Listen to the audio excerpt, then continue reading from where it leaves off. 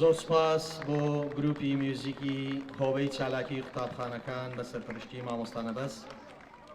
سپاس بۆ قوتابیانی بەرزکردنەوەی ئاڵای کوردستان بگەڕێنەوە شوێنی خۆتان.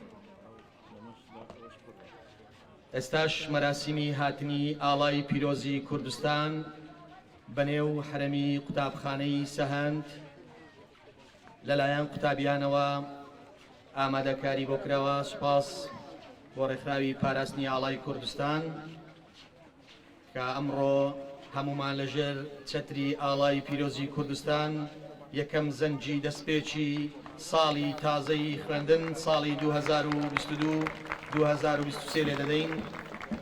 ئەم ئاڵایی بە هەزاران شەهیدی لە پێناودراوە. ئاڵا ڕەمزی بەرخودان و تێکۆشانی گەلی کوردە. پیرۆز بێت ساڵی تازەی خوێندن، بەرز و شەکاوە بێت ئاڵای کوردستان